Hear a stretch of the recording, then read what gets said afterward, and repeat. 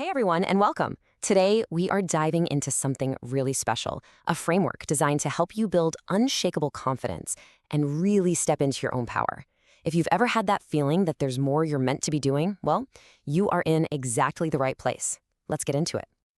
And let's be real, who hasn't felt that way? That little nagging feeling that you're capable of so much more, but something's holding you back. This explainer is all about giving you a structured path to confidently say, yep, I am living my full potential. All right, here's a quick look at where we're headed. We're going to start with the core philosophy, which is the JOY mindset. Then we'll get into the R.I.S.E framework and break it down letter by letter. After that, we'll see how it all works in practice, who it's really for, and we'll wrap up by talking about your own journey to joy. So, before we even get to the acronym, we have to talk about the foundation, and that's the JOY mindset. The big idea here is simple but so powerful. True, lasting confidence doesn't come from external validation. It comes from how you lead yourself. It's all an inside job. And that's exactly where the R.I.S.E framework comes in. Think of this as the how-to guide, the practical steps you can take to reconnect with who you truly are at your core. Okay, let's look at the official definition. I want you to pay close attention to these words: reconnecting, reclaiming, and embracing. Notice it doesn't say changing or becoming someone new. This is all about coming home to the incredible person you already are.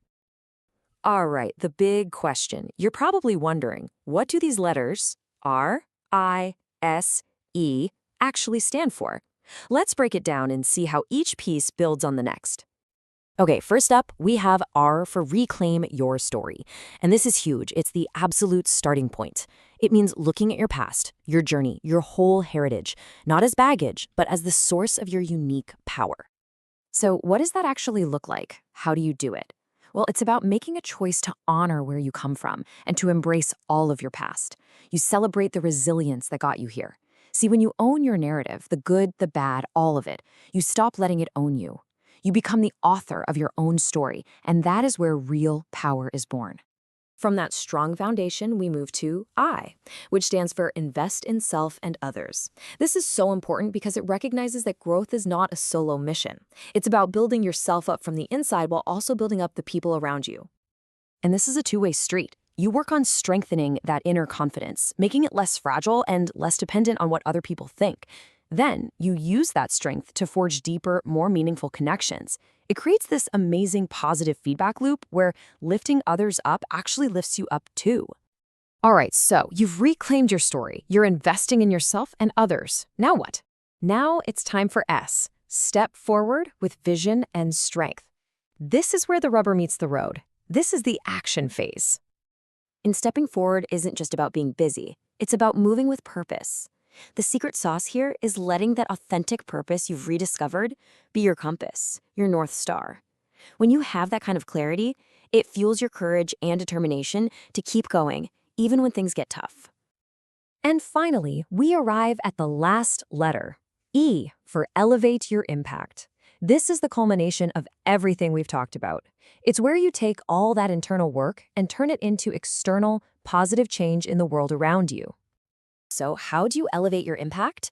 You start expanding your influence, not for ego, but for a purpose, to make a real, lasting difference. This happens when you start showing up as your full, authentic self, sharing your unique gifts without apology, and leading every single action with intention. And listen, this isn't just theory. Look at this powerful quote from Jasmine Rodriguez. She says she felt validated, empowered, and uplifted. This is what it feels like in practice. This is the real-world result of applying these principles to your life. Okay, so we've got the what and the why. But what about the how? How does this framework actually get applied in the real world? Let's take a look. Well, it's often delivered through a series of workshops. And you can see here there are a bunch of different options designed to fit different needs and schedules. Whether you need a quick 2-hour power session or you want to do a full-day immersive deep dive, there's a path for individuals and for groups. It's really flexible. Which, of course, probably has you asking, okay, but is this actually for me? Is this right for my team? It's a great question. Let's see who this framework really resonates with. You can see it's perfect for a whole range of people. We're talking organizational leaders for sure, but also teams that are going through big changes or are just feeling totally burned out.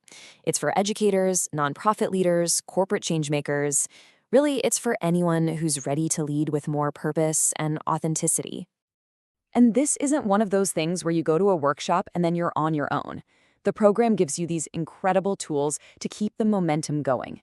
There's a toolkit to clarify your vision, a success plan to make sure your daily actions line up with your values, and prompts to help you reflect. Think of them as your compass for the journey. All right, as we start to land the plane here, let's bring it all back to that one central idea that started this whole conversation, the journey to joy.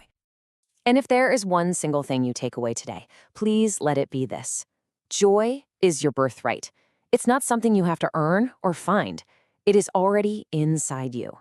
The path to unlocking it, to living it every day, starts with the simple, powerful decision to lead yourself. So that really only leaves one question. And this one's for you. You've seen the framework, you understand the philosophy. The only question left is, how will you choose to rise? This is the Joy Mindset Success Quadrant. It creates four mindsets and breaks them up into joy and skills. Remember, joy is journey options you choose. But in order for us to operate at our highest capacity, there are skills that we can learn and grow in. We can personally develop. So the restricted mindset operates with low joy and low skills. What that means is that the mindset is blocking joy. A person operating in the restricted mindset is surviving. The awakening mindset is a person operating with high joy but lower skills. That means that they can feel joy, but they can't hold on to it. They may not have the skill set to reframe limiting beliefs, or they may not have the skill set to create boundaries and communicate them effectively. The natural mindset, on the other hand, is a mindset that operates with low joy but high skills. This is a person that can act with skills, but they're unaware of their joy. They're able to lead, but they may not lead effectively. The joy mindset is an operationalized system where a person is high joy, experiencing high joy, and also has high skills. What that means is that they choose joy with purpose. They clearly understand that joy is an intentional decision. It's not this feeling, this emotion that comes and goes. It is a choice to reframe limiting beliefs and use skills and strategies to operate in a positive frame. A high joy and high skill joy mindset does not mean that a person ignores negativity or that even ignores real life and real feelings. This person has the skill to handle life and the difficulties and the challenge that come with it. That's what a joy mindset is. How does this align with values?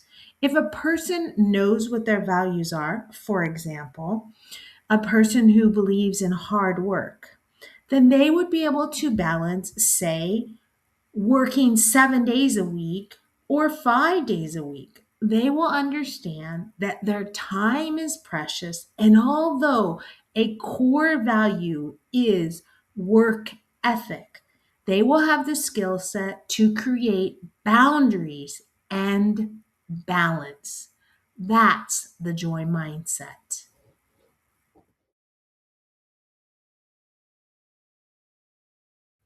Thank you for being a Joy Ambassador. Remember to connect with us. You can do that through joyoptions.org. And we're on YouTube, Instagram, Facebook, LinkedIn, and X. Joyoptions.org. Continue to increase your joy. It's your free will.